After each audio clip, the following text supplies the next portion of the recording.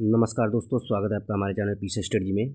दोस्तों, मैं इस वीडियो में बात करूंगा आंसर राइटिंग के रिगार्डिंग। बहुत ज़्यादा जो है क्वेरी आ रही है कि किस तरीके से आंसर राइटिंग करें, क्या आंसर राइटिंग करते समय क्या ध्यान रखना चाहिए।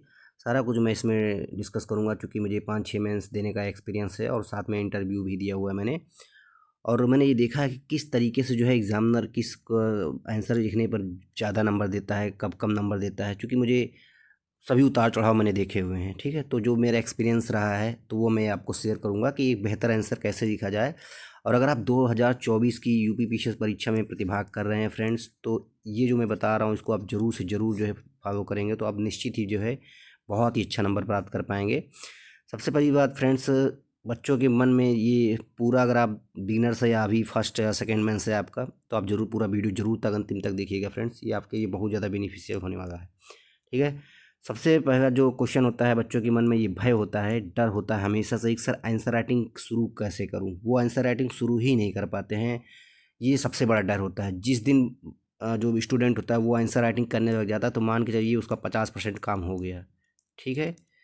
अब आप ये सोच रहे होंगे कि सर मुझे, मेरे पास कंटेंट नहीं है तो किस तरह से मेरा जो है 50% काम हो जाएगा। मैं ये नहीं कह रहा हूँ कि आपको कुछ आता ही नहीं होगा तब आप आंसर राइटिंग करेंगे। एट लीस्ट अगर आप जो है जो PYQ हैं सारे, उनको एक बार पढ़ लेते हैं, कवर कर लेते हैं, आप थोड़ा बहुत अपना शार्ट नोट तैयार कर लेते हैं, तो आप इतने कैपेबल हो जाते हैं कि 50% आप जो है आंसर राइटिंग स्किल को सीख सकते हैं। उसमें 50% आप जो है, जो आपका है वो आप उसमें प्राप्त कर सकते हैं। बट आपको ये करना है कि जो भी PYQ क्वेश्चन आए हुए हैं IAS और पीसीएस के, सारा PYQ आपको एक बार पढ़ डालना है, बढ़िया से उसको पढ़ डालिए। ज़रूरी नहीं होता है कि आप नोट्स ही बनाएंगे तभी आप अच्छा कर पाएंगे। उसको अच्छे से पढ़िए, उसके बाद आंसर राइटिंग लिखने का प्रयास करिए। आप कॉपी पेन लेके उठाइए।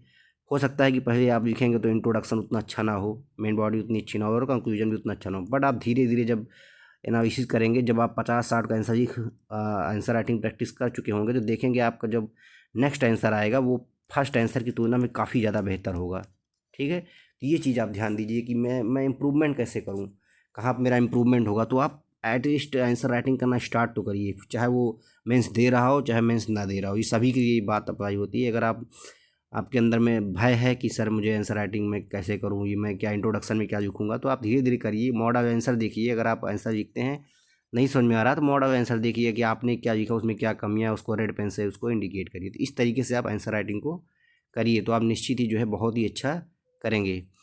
और इसके अतिरिक्त फ्रेंड जो है आंसर राइटिंग में और क्या चीज़ें आपको ध्यान रखना है, जो अभी मेंस दे रहे हैं खास कर ये उनके लिए।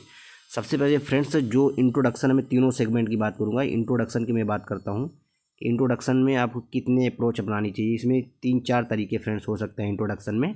सबसे पहला तो इंट्रोडक्शन फ्रेंड, जैसे मान लीजिए कोई जैसे वैश्वीकरण को लेकर ही कोई क्वेश्चन आएगा। वैश्वीकरण को लेकर जो है क्वेश्चन आ जाता है कि भारत में वैश्वीकरण की चुनौतियों को बताइए, साथ में इसके क्या प्रभाव पड़े हैं। इस तरह क्वेश्चन अगर आ जाता है तो इसके 2-3-4 आप वे में इसको आंसर दे सकते हैं। एक तो आप वैश्वीकरण की परिभाषा बता दीजिए, क्या पता कोई स्टूडेंट वैश्वीकरण की परिभाषा बता दे, ठीक है। सबसे बेहतर ऑप्शन यही माना जाए, क्योंकि वैश्वीकरण इसमें कीवर्ड है। किसी भी आंसर को लिखते समय फ्रेंड्स आप इस चीज़ का ध्यान रखेंगे कि जो आप आंसर देने जा रहे हैं, जो क्वेश्चन है उसका कीवर्ड क्या है।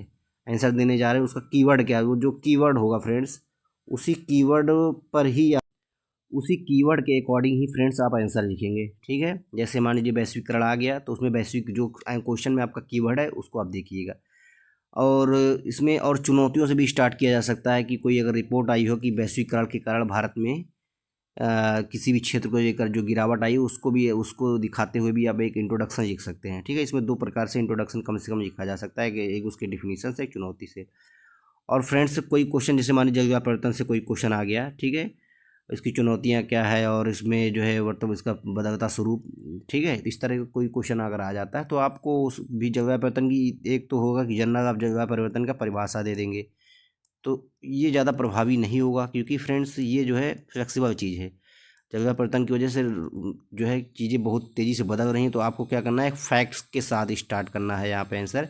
जो चेंजेज आए हुए हैं, जैसे UNFCCC द्वारा जो रिपोर्ट दी जाती है भारत को लेकर, भारत में जो है कृषि पे क्या प्रभाव पड़ रहा है, या कोई आंकड़े हैं कोई आपके पास, ठीक है, कि टेम्परेचर में समुद्र का स्तर में इतनी वृद्धि देखी गई है, या इससे कुछ करके जो आप रिपोर्ट जारी किया जाता है, या ग्लेशियर के पिघलने की रेट जो है इतने % वृद्धि के साथ तेज़ी से आगे बढ़ रही है, जो जलवायु परिवर्तन को इंगित करता है। तो इस तरीके से जब आप इसका इंट्रोडक्शन देंगे तो वो और भी प्रभावी होगा। तो मतलब एक आप परिभाषा से इंट्रोडक्शन दे सकते हैं और दूसरा फैक्ट के साथ भी इंट्रोडक्शन दे सकते हैं। आप देख सकते हैं जो फैक्ट है उसको वहाँ से स्टार्ट कर सकते हैं, और तीसरा कोई तथ्यात्मक जानकारी भी अगर आपके पास है कुछ उससे संबंधित, तो वहाँ से उस तरह से भी आप अपना आंसर का इंट्रोडक्शन दे सकते हैं। तो ये 3-4 तरीके हैं फ्रेंड्स इंट्रोडक्शन देने का, तो यहाँ से आप इस तरह से देंगे।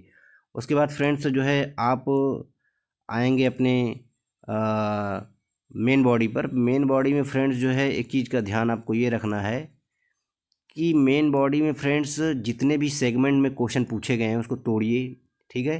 जैसे वैश्वीकरण के भारत में चुनौतियां तथा इसके प्रभाव को बताइए, तो सबसे पहले आप इसको चुनौतियों की बताएंगे, उसको एक एक जो है ब्रैकेट में बंद कर देंगे ऐसे, जैसे भी आपको करें, और उसके बाद ऐसे करके टू द पॉइंट सारा जो 5-6 पॉइंट है उसको यहाँ दिखाएंगे, एटलीस्ट 5-6 पॉइंट लिखना है, ठीक है। उसके बाद प्रभाव को दिखाएंगे।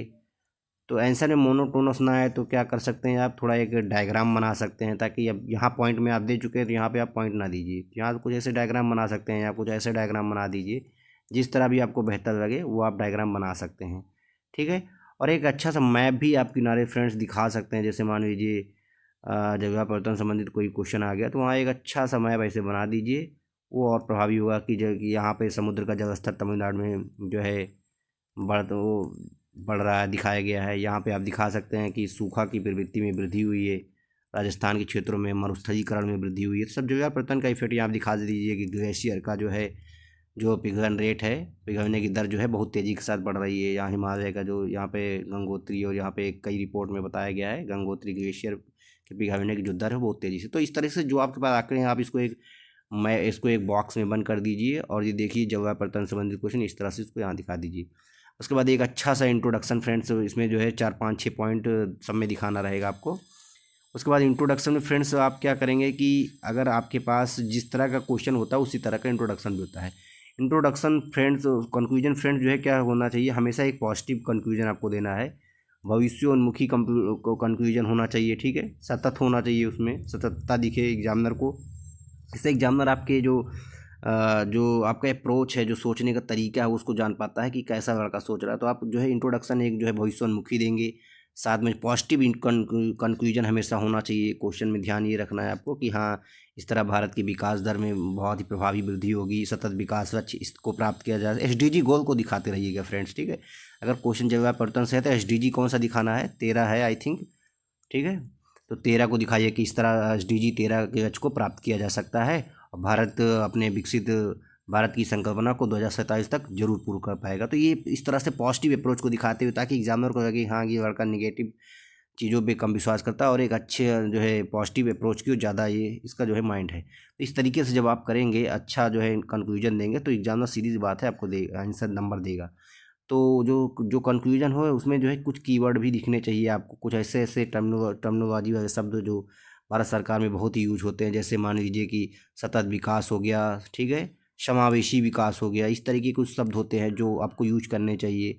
और जो है अमृत भारत जो अभी चल रहा है, ठीक है, तो ये सब कुछ टर्मिनोलॉजी हो गए। SDG गोल का हो गया, कुछ ऐसे शब्द आपके पास होने चाहिए जिनको आप कंक्लूजन में यूज कर सकें, ठीक है। वो चाहे फिर वुमेन्स से रिलेटेड हो, एग्रीकल्चर से रिलेटेड हो। अगर एग्रीकल्चर से रिलेटेड है, देखिए फ्रेंड्स शब्दों में हेर फेर से आप कई शब्द बना सकते हैं। जो ये सतत शब्द है, सस्टेनेबल चीज़, ठीक है, सतत, इसको आप जैसे अब इसमें आप कृषि जोड़ देंगे तो सतत कृषि, ठीक है। इसमें अब महिला से संबंधित इसको जोड़ना है, महिलाओं का सतत विकास, ठीक है। तो ये मतलब इसमें बस आप शब्द जोड़ते जाइए, आपको कीवर्ड में होता जाएगा। तो ऐसा नहीं होता कि हमको हर चीज़ के लिए अलग से कीवर्ड बनाना पड़ेगा।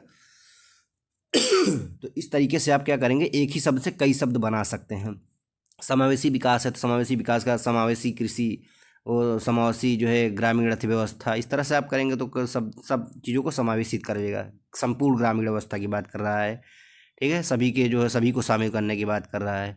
तो इस तरीके से जब आप कंक्लूजन देंगे और एक अच्छा इंट्रोडक्शन देंगे, और कोशिश ये करना है कि फ्रेंड्स जो आंसर आप लिखेंगे वो एक विद इन टाइम पूरा कर लीजिएगा, ठीक है। 7 मिनट या 10 मिनट आप इसको एक टाइम टेबल बनाइए अभी से ही, और आंसर को एक विद इन टाइम लिमिट पूरा करने का अभ्यास कीजिए। जब आप एक सही टाइम में आंसर को पूरा करेंगे तो एग्ज़ाम में आपके पास प्रेशर नहीं रहेगा और आप सारे क्वेश्चन को बहुत अच्छी तरीके से हैंडल कर पाएंगे। अगर आप 1-2 क्वेश्चन छूट जाता है आपका तो कहीं न कहीं मानसिक रूप से आप जो है तनाव आ सकता है आपके ऊपर, और जो आगे के आंसर है वो थोड़ा से गड़बड़ हो सकते हैं। हो सकता है कि आपको 2-3-4 क्वेश्चन ना आते हों, ज़रूरी नहीं होता कि हर एक पेपर में आपको 4 सभी क्वेश्चन आते ही हों। तो आपको क्या करना है कि जो क्वेश्चन आ रहा है उसको पहले आपको लिखना है, बाकी जब अंतिम में जो टाइम बचेगा उसमें आपको उसको फिनिश करने का प्रयास करना है। ऐसा नहीं कि उसको छोड़ देना, उसको भी आपको कहीं न कहीं पूरा कंप्लीट करना है, ठीक है? तो इस चीज़ का आप ध्यान रखेंगे। और अगर आप कोई और भी आपको जानकारी चाहिए तो आप जो है चैनल से मेरे जुड़िए, टेलीग्राम चैनल पे आप जो है यहाँ लिंक दिया हुआ है वहाँ जुड़िए। और आपको अगर आंसर वगैरह मेंटरशिप चाहिए, कोई टेस्ट सीरीज वगैरह में राइटिंग स्किल सीखना है तो आप जो है टेलीग्राम को ज्वाइन करिए। यहाँ पे कई बच्चे हैं जिनको मैं जो है पर्सनल गाइडेंस दे रहा हूँ। Okay, thank you.